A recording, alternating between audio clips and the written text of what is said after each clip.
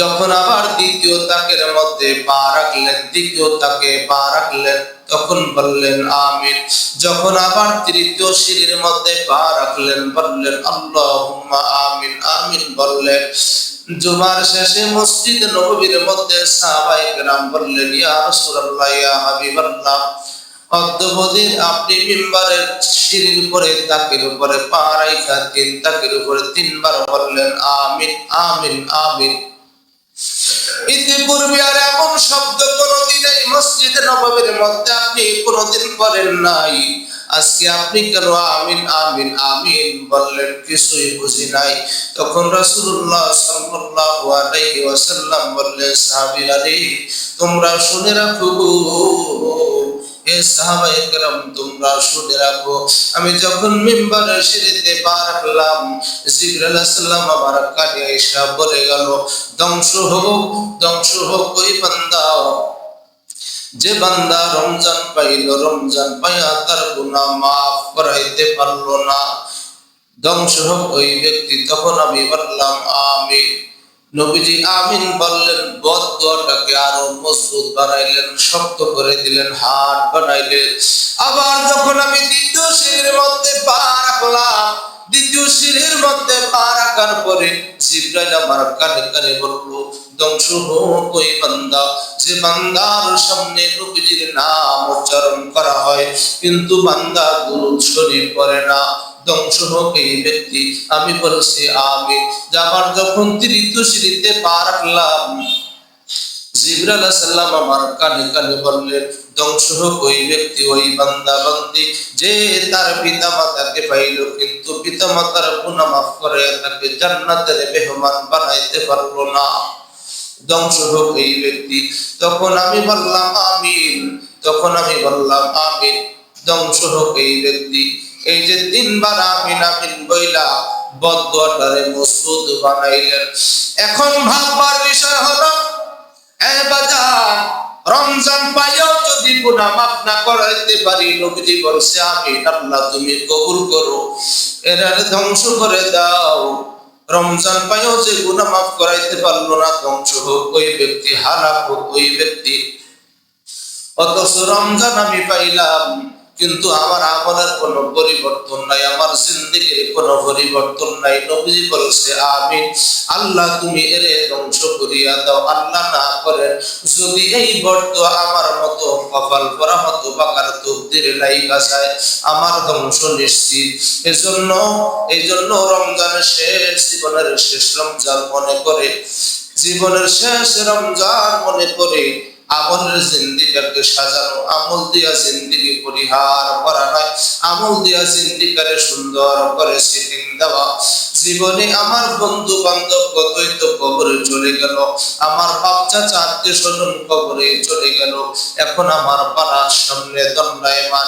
হ্যাঁ আমার মুরব্বী বাবারা, আপনার কত বন্ধু বান্ধব, কত খেলার সাথে, কত ক্লাসমেট তারা কবরে চলে গেছি। এক দোকানে বৈশা চা খাইতেন, বলে এরকম ভাবে এক জায়গায় হাঁটা চলা উঠা বসা সফর করতেন, আজ বন্ধু নাই, কবরে চলে গেছে। আপনার এখন বলা আপনি কবরে চলে যাবেন, কিন্তু জিন্দেগির পরিবর্তন আর কবে হবে? এজন্য রাসূলুল্লাহ সাল্লাল্লাহু আলাইহি ওয়াসাল্লাম বলেন, ধ্বংস হোক ওই ব্যক্তি, বলে যে রমজান পাইয়া গুনাহ মাফ করাইতে পারলো না, এ ধ্বংস হোক। যে ব্যক্তির সামনে নবীজির নাম করা হয়, উচ্চারণ করা হয় কিন্তু দুরূদ শরীফ সাল্লাল্লাহু আলাইহি ওয়াসাল্লাম যে পড়ে না, এ বান্দাটা ধ্বংস হয়ে যাবে। ধ্বংস ওই ব্যক্তি যে তার পিতা মাতাকে পাইল কিন্তু জান্নাতের মেহমান বানাইতে পারলো না, বাবা মার গুনাহ মাফ করাইতে পারলো না, এই বান্দা ধ্বংস হোক। তখন নবীজি বলছেন আমিন। এজন্য নবীজি আমিন কইলা বদদুয়াটারে মজবুত করাইছে। এজন্য বাবা, রমজান পাইও যদি আমি গুনাহ মাফ না করাইতে পারি, আমার মতো হতভাগা, আমার মতো আর কপাল পোড়া দ্বিতীয় আর একজন থাকে না, আমার মতো আর কপাল পোড়া দ্বিতীয় আর একজন নাই। এজন্য রমজান পাইলাম, রমজানকে সুবর্ণ সুযোগ মনে করে সব ইবাদত বন্দেগী করা। আল্লাহ সুবহানাহু ওয়া তাআলা সম্পদের মালিক বানিয়েছে, এই সম্পদগুলো হিসাব কষে কষে যাকাত দেওয়া এগুলো আল্লাহ তাআলার ফরজ বিধান। আপনার সম্পদের মধ্যে আপনার প্রতিবেশীর হক আছে, অসহায় দরিদ্রের হক আছে, মিসকিন এতিমের হক আপনার সম্পদের মধ্যে আছে। এগুলো হিসাব কইরা কইরা বের করে আলাদা কইরা রাখেন। যার হক আপনি তাকে যাইয়া যাইয়া দিয়ে আসেন। এটা আল্লাহ তাআলার বিধান। সম্পদের মধ্যে গরিবের হক আপনি দিয়ে দেন, আপনি গরিবের হক খাইয়েন না। গরিবের হক আপনি খাওয়া মানে হলে আপনি শিল্পপতি হওয়ার পরও আপনি যাকাত খাইলেন। কোটি কোটি টাকার মালিক আল্লাহ তাআলা বানিয়েছে, লাখপতি আল্লাহ তাআলা বানিয়েছে। আপনি আপনার সম্পদ হিসাব করে যাকাতের টাকা আলাদা করবেন, এটা আপনার দায়িত্ব, ফরজ দায়িত্ব। আজকে জুমার নামাজ যেমন ফরজ আপনি পড়তে আসছেন, রমজানের রোজা আপনার উপরে যেমন ফরজ আপনি রমজানের রোজা রাখেন, সবার জন্য পর্দা করা যেমন ফরজ আপনি আমি পর্দা করি, তেমনি ভাবে যাকাত ওরকম দেওয়া ফরজ। ভালো করে বুঝেন, নামাজ পড়া যেমন ফরজ, যাকাত দেওয়া ফরজ হলে অমনি ফরজ, চুল পরিমাণ কম নাই। আপনার 1 লাখ টাকা ব্যাংকে আছে, আপনার উপর 2,500 টাকা যাকাত ফরজ। এই 2,500 টাকা আপনি খাইলেন, তার মানে আপনি গরিবের হক খাইলেন। এটা গরিব মিসকিনের হক, এগুলো আপনি তাদেরকে দিয়ে দিবেন। কেউ কথা না বলি, যাদের হক তাদেরকে দিয়ে দিবেন, যাদের হক তাদেরকে দিয়ে দিবেন। আর যদি আপনি তাদের হক তাদের না দেন, ময়দানে মহাশরে ওই যে ওনাদের কাতারে দাঁড়াবে। আপনি যাকাত দেনেওয়ালা ছিলেন, দেন নাই, কিন্তু যাকাত খাইছেন। আপনার যেই পরিমাণ সম্পদ আছে, এরপরে আপনার 100 গরিবের হক আপনার উপরে ছিল, আপনি 100 গরিবের হক খাইছেন। ওদের কাতারে আপনি ওঠেন, শিল্পপতি হইয়াও তাদের কাতারে, লাখপতি হইয়াও তাদের কাতারে। কেন? আপনি যাকাত খাইছেন, কিন্তু আপনি যাকাত দেন নাই, ফরজ যাকাত ছিল। যাকাত হিসাব করে করে দেওয়া। আজ যাকাতু ফরজ, যাকাত দেওয়া ফরজ, আল্লাহর বিধান, ফরজ বিধান। এটা দিতেই হবে, চুল পরিমাণ ছাড় নাই। স্বর্ণ রূপার যাকাত, বিশেষ করে আমার মায়েরা, আমার বোনেরা, বিবাহ শাদীর সময় 10 ভরি স্বর্ণ দিতে হবে, 20 ভরি স্বর্ণ দিতে হবে, নগদ 2 লাখ টাকা ক্যাশ দিতে হবে। বিবাহ শাদীর সময় যে সমস্ত স্বর্ণ বর পক্ষ কনেকে দিল, স্বামী স্ত্রীকে দিল, এই স্বর্ণ রূপার যাকাত দিতে হবে।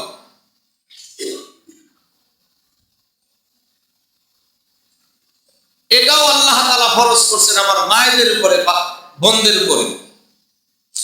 আল্লাযীনা ইয়াকনিজুনা আস-সাহামা ওয়াল ফিদ্দাতা ওয়া লা ইউনফিকুনাহা ফি সাবিলিল্লাহ ফাবাশশিরহুম বিআযাবিন আলীম ইয়াওমা হুম আলাইহা ফি নারি জাহান্নামা ফাতুকওয়া বিহা জিবাহুহুম ওয়া যুনুবুহুম হাযা মা কানাসতুম লিআনফুসিকুম ফাদুকু মা কুনতুম তাকনিজুন। আমার আল্লাহ তাআলা বলেন, আমার মায়েদেরকে, আমার বোনদেরকে আমার আল্লাহ তাআলা সরাসরি কোরআনের মধ্যে বলেন, আল্লাযীনা ইয়াকনিজুনা আস-সাহাবা ওয়াল ফিদ্দাতা, আমি আল্লাহ তাআলা যাদেরকে বাবার সংসারের আদলে, স্বামীর সংসারের আদলে যারা আছে, যাদের স্বর্ণ চাঁদি আছে, স্বর্ণ রূপা আছে, অথবা কিছু টাকা আছে, 10-20 হাজার টাকা ক্যাশ আছে, আর কি আছে, কিছু স্বর্ণ আছে, কিছু রূপা আছে, এগুলো 3 আইটেম মিলাইয়া যাকাতের সমপরিমাণ অর্থ হয়েছে, তাদের উপরে যাকাত ফরজ হয়ে গেছে। আমার মায়ের উপরে, আমার বোনের উপরে। শুধু স্বর্ণ থাকলে যাকাত দিব, শুধু রূপা থাকলে যাকাত দিব, বিষয়টা এমন না। শুধু টাকা থাকলে যাকাত দিব, বিষয়টা এমন না। কিছু টাকা, কিছু স্বর্ণ, কিছু রূপা সব মিলাইয়া বিক্রি করলে যদি লাখ টাকা, আর বর্তমান হিসাবে তো 70-80 হাজার, 80-90 হাজার টাকা, যদি কিছু টাকা, কিছু সোনা, কিছু রূপা, 3 আইটেম মিলা যদি 70-80 হাজার টাকা হয়, এই পরিমাণ টাকা হইল তার উপর যাকাত খরচ।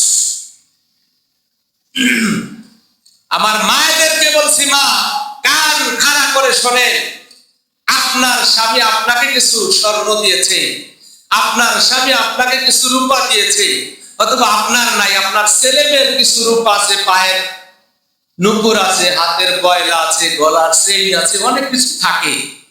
3-4টা বাচ্চা আছে, রূপাগুলো বেচেন নাই, কয়েক ভরি রূপা আছে, এগুলো রূপার জাকাত দিতে হবে। বাচ্চা আকিকা করেছেন, আত্মীয় স্বজনরা ছোট ছোট আংটি গিফট করেছে, হাতের ব্রেসলেট গিফট করেছে, স্বর্ণের গলার চেইন গিফট করেছে, তাই না? আমার মা বোনদের হাতের রুলি থাকে, গলার চেইন থাকে, হার থাকে, হারের ওয়েট তো অনেক বেশি, কানের দুল থাকে, নাকের ফুল থাকে, মাথার টিকলি থাকে, অনেক স্বর্ণ চাঁদি থাকে। মা, এগুলোর আপনার জাকাত দিতেই হবে, এগুলোর ফরজ। আপনি হিসাব করবেন, আপনার যদি 5 ভরি স্বর্ণ থাকে, এখন 1 ভরির স্বর্ণের দাম প্রায় 3.5 লাখ টাকা। 1 ভরির স্বর্ণের দাম 3.5 লাখ টাকা। আপনি হিসাব করে করে এগুলোর জাকাত দিতে হবে। বিধান কার? এই কথাগুলো কার? আল্লাহ তাআলার কথা। কেননা আল্লাহ কোরআনের মধ্যে বলেছেন, আল্লাযীনা ইয়াকনিজুনা আয-যাহাবা ওয়াল ফিদ্দাতা ওয়া লা ইউনফিকুনহা ফি সাবিলিল্লাহ ফাবাশশিরহুম বিআযাবিন আলীম, ফাবাশশিরহুম বিআযাবিন আলীম। আল্লাহ বলেছেন, হে মহিলারা, দুনিয়ার মহিলারা, দুনিয়ার মায়েরা, দুনিয়ার মেয়েরা, ভালো করে শোনো।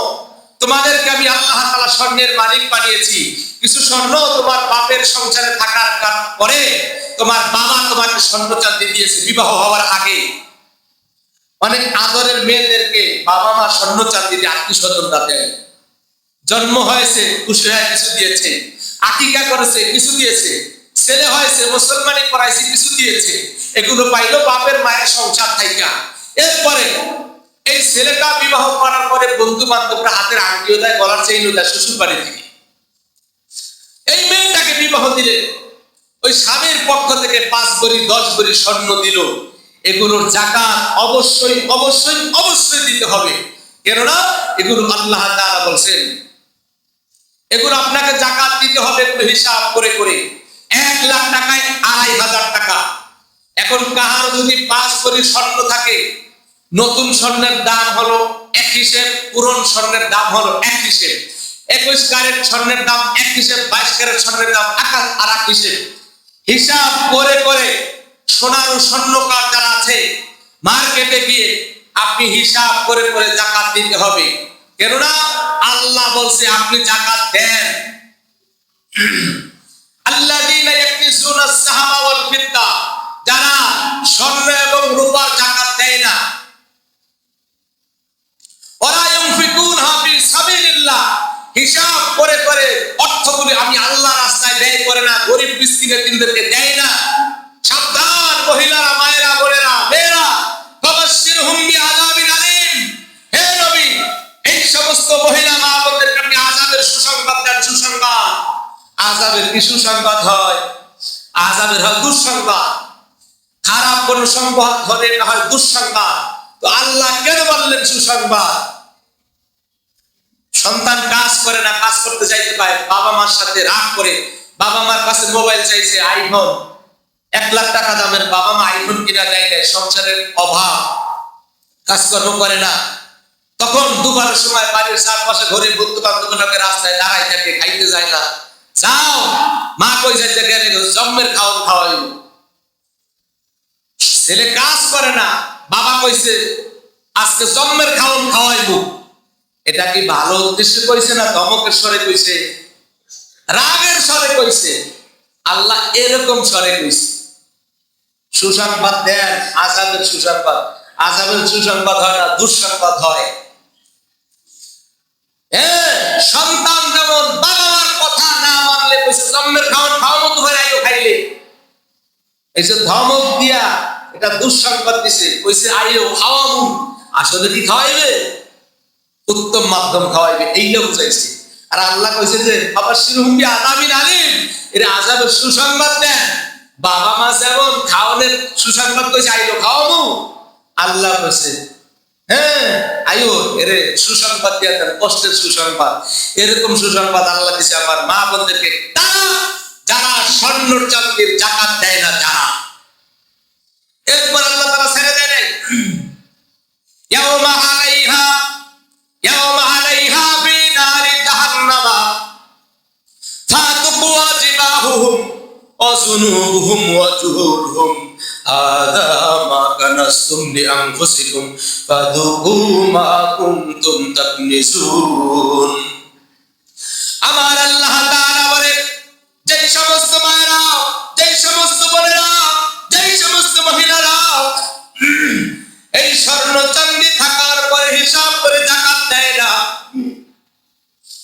যে সমস্ত স্বর্ণগুলো কানে দেয়, যে সমস্ত স্বর্ণগুলো রাখে পরিধান করে, যে সমস্ত স্বর্ণগুলো হাতে পরিধান করে, যে সমস্ত স্বর্ণগুলো গলায় পরিধান করে, যে সমস্ত স্বর্ণগুলো মাথায় কপালে টিকলি হিসাবে পরিধান করে, এই স্বর্ণ চাঁদি আল্লাহ তাআলা জাহান্নামের আগুন দিয়া পুইরা, মালিক নামক ফেরেশতা দিয়া জাহান্নামের আগুন দিয়া এই স্বর্ণগুলো পুইরা, নাকের ফুল, কানের ফুল, গলার হার, গলার চেয়ে এরকম মাথার কপালের টিকলিগুলো, হাতের বেসলাই গুলো, আংটি গুলো পুরে পুরে আল্লাহ তাআলা আযাব দিবে।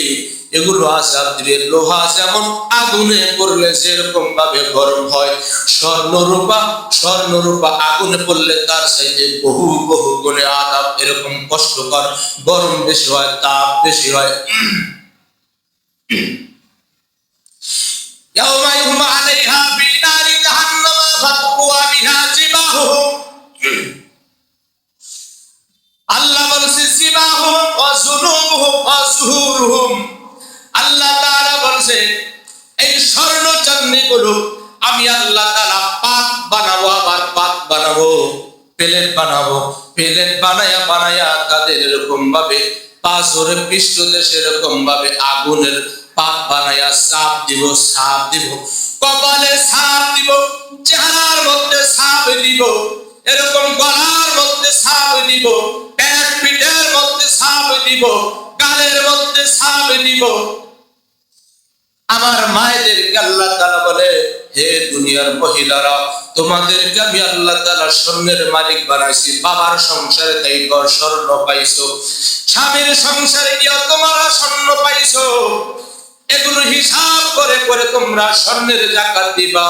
ওয়াজুনুবুহুম ওয়াজুহুরুহুম হাযা মা কানাসতুম। আর ওদিন আফসোস করবে আর আক্ষেপ করবে, আল্লাহ এগুলো কোন অপরাধের কারণে হলো। আল্লাহ বলবে হাযা মা কানাসতুম লিআনফুসিকুম, এগুলো তোমরা সিন্ধুকের মধ্যে জমা কইরা রাখছিলা। এই স্বর্ণগুলো তোমরা পরো নাই, এই স্বর্ণগুলো তোমরা পরিধান করো নাই।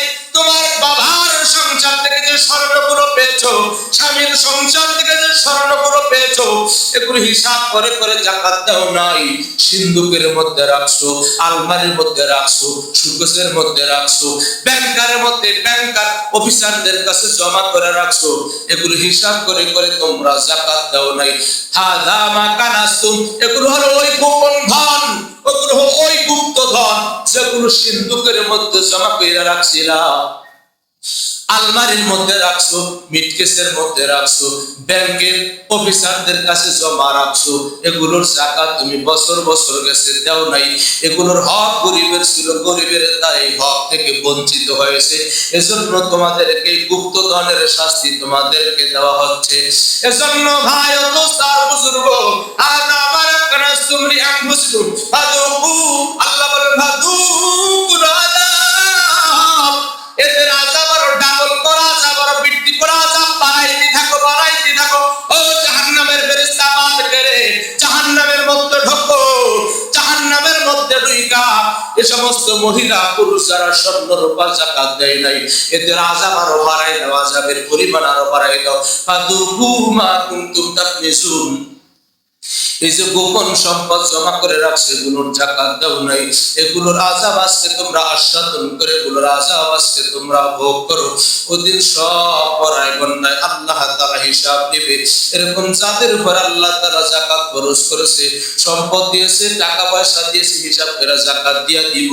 স্বর্ণ চাঁদি আছে, হিসাব করে করে যাকাত দিয়া দিব। এমন স্বর্ণ আছে আমার মা, আমার বোনের,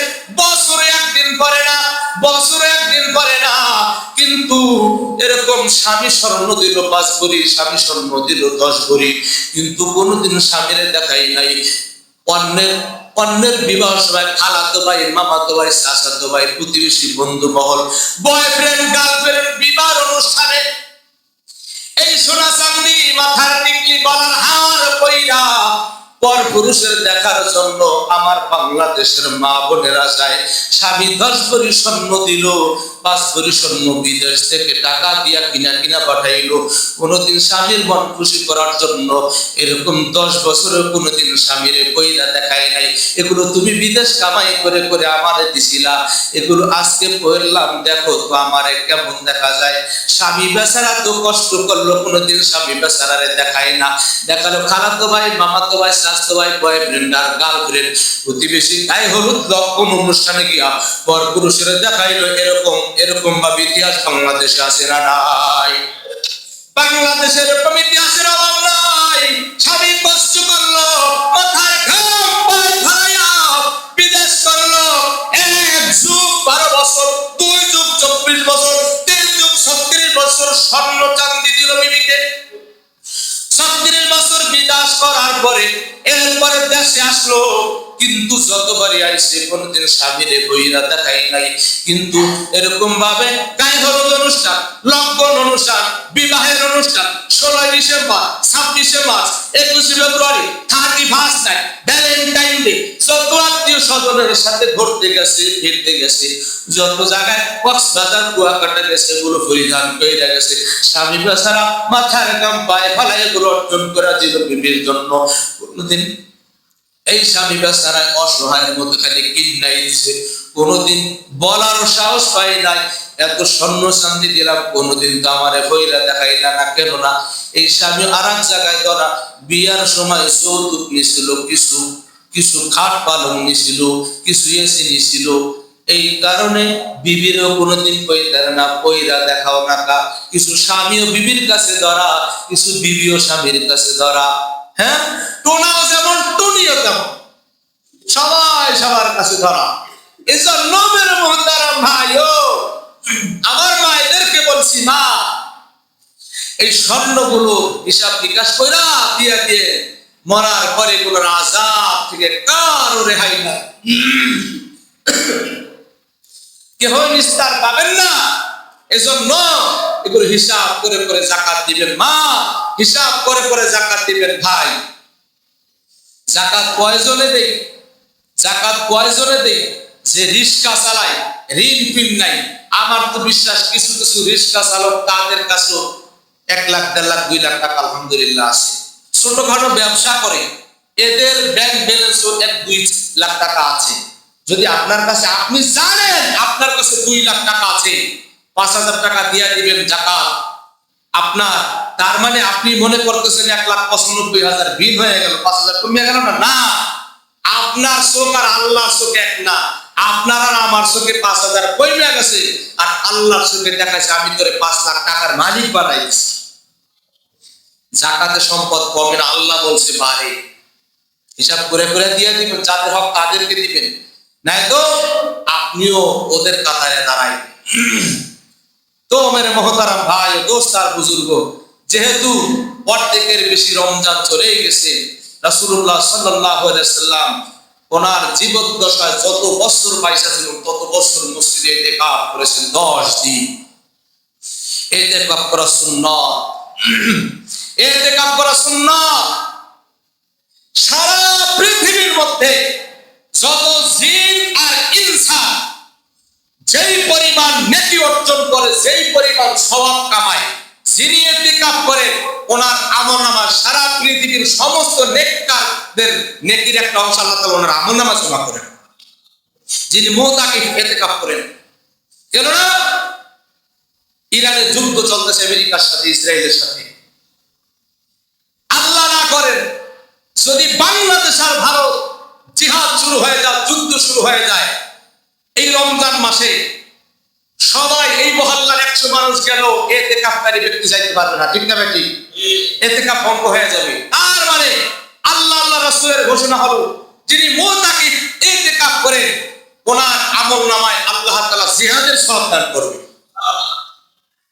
উনি ইতিকাফ করবে তারা মসজিদে, দিলের মধ্যে তামান্না থাকবে আল্লাহ ইরানের মধ্যে যুদ্ধ হয়ে গেল, আল্লাহ আয়াতুল্লাহ খামেনি বীর বিক্রম সিংহযোদ্ধা পুরুষ ওসামা বিন লাদেনের পর যার অবস্থান ছিল সেও শাহাদাতের পেয়ালা পান করেছে, আল্লাহ আযাব আর গজব মুসলমানের দিকে ধেয়ে আসতেছে, আমি তো যেতে পারি না, আল্লাহ যদি আমাকে সামর্থ্য দিতা আমি জিহাদের ময়দানে ইরানের পক্ষ হইয়া আমেরিকার বিরুদ্ধে সশস্ত্র জিহাদের ঘোষণা দিতাম, আমি তো তারা মসজিদে ইতিকাফ করতেছি, আল্লাহ সামর্থ্য আর ক্ষমতা তো আমার নাই, দিলের মধ্যে তামান্নাটুকু যদি মুতিকাফ ব্যক্তি ইতিকাফ করেওয়ালার দিলের মধ্যে থাকে, আল্লাহ তাআলা ওনার আমলনামায় ইরানে বৈশা আমেরিকার বিরুদ্ধে জিহাদ করার সওয়াব আল্লাহ তাআলা দান করবে। ইতিকাফের সওয়াব জানেন? হায়াতুল হায়াওয়ান আল্লামা কামারউদ্দিন দাবিরি রাহমাতুল্লাহ আলাইহির কিতাবের মধ্যে লেখছে পাখির মধ্যে সবথেকে লম্বা হায়াত পায় শকুন আর কাক, লম্বা হায়াত পায় শকুন আর কাক, এই দুইটা পাখি সবথেকে লম্বা হায়াত পায়, ১৭ বছর বাঁচে। আমরা ছোটবেলা শকুন দেখছিলাম আইসা বিল্ডিং এর ছাদে নারকেল গাছের ডালার উপরে বসে থাকতো, তো মুরব্বীরা আমার এক দাদা বলছিল যে সময় দেশে ন্যায় বিচার ছিল ওই সময় দেশে শকুন আসছিল, এখন তো জালেমের প্রভাব সারা পৃথিবীর মধ্যে জালেম হয়ে গেছে, ইনসাফ নাই, এজন্য শকুন চলে গেছে, পাহাড়ি অঞ্চলে গেছে গা, কিছু কিছু নাস্তিকদের দেশে শকুন পাওয়া যায়, কাফের হইলেও ওদের দেশে ইনসাফ আছে, ওরা জুলুম বোঝে না। যেমনি ভাবে মুসলমান হিসাবে আমরা সারা পৃথিবীর মাটির তলে খুঁজে দেখি কোথায় মসজিদ আছে, আল্লাহর ঘর মসজিদ, কোন এলাকায় মসজিদ আছে সেটা মুসলমানরা খোঁজে, ওখানে নামাজ পড়ুন, আর মালুনের বাচ্চা মালুনরা খোঁজে মাটির তলে কোথায় মন্দির ছিল ওইটা খোঁজে, তাই না? এই জন্য মসজিদ গুলো ভাঙিয়ে দেয়, এখানে মন্দির ছিল এই জন্য মন্দির, হ্যাঁ এজন্য দেশে ইনসাফ নাই, শকুনও নাই। তো কামারউদ্দিন দাবিরি রাহমাতুল্লাহ আলাইহি হায়াতুল হায়াওয়ান কিতাবের মধ্যে লেখছে দুইটা পাখি সবথেকে লম্বা হায়াত পায়, একটা হলো শকুন আর একটা হলো কাক। কিতাবের মধ্যে লেখে একটা কাক শত শত বছর বাঁচে, একটা কাক ডিম থেকে মাত্র বাচ্চা ফুটাইলো, কাক ডিম থেকে বাচ্চা ফুটাইলো, বাচ্চা ফুটানোর পরে যে কাকটা মাত্র উড়াল দেওয়া শিখলো, দুই ডানা উঠতে পারে আর ডালে ডালে মায়ের সাথে সাথে যায়, মা বিভিন্ন জায়গা থেকে এই বাচ্চা কাককে খাবার পরিবেশন করে, মুখের মধ্যে গলার মধ্যে হলকুমের মধ্যে দিয়ে দিয়ে খাবার শিখায়, শিখায় ভাবে বসতে হয়, ভাবে ধরতে হয়, ভাবে উড়াল দিতে হয়, মা শিখায়। তো হায়াতুল হায়াওয়ান কিতাবের মধ্যে লেখে একটা কাক জন্ম হওয়ার সাথে সাথে উড়াল দেওয়া যে শিখলো, এই কাকটা উড়াল দেওয়া শুরু করলো, একটা কাক যদি ২০০ বছর পর্যন্ত বাঁচে, এই কাকটার কোনো খানা নাই, কোনো নিদ্রা নাই, কোনো ঘুম নাই, কোনো আহার নাই, কিছুই নাই, উড়াল দেওয়া শুরু করছে, মাত্র উড়াল দিল ২০০ বছর কাকটা বাঁচলো। একটা কাক জন্মগতভাবে উঠতে উঠতে উঠতে উঠতে বাইসা থাকলো ২০০ বছর, ২০০ বছর পর্যন্ত কাকটা উঠতে উঠতে যত দূর পর্যন্ত চাইলো, একজন মুতাকিব ব্যক্তি মসজিদে ইতিকাফ করলে এই একটা কাক ২০০ বছর উইরা যত দূর গেল, ইতিকাফ ব্যক্তির থেকে জাহান্নামটা এই পরিমাণ দূরে চলে গেল। এজন্য এমন কোন আল্লাহর বান্দা আছে হুজুর আমি ১০ দিন ইতিকাফ করব আল্লাহর ঘরে?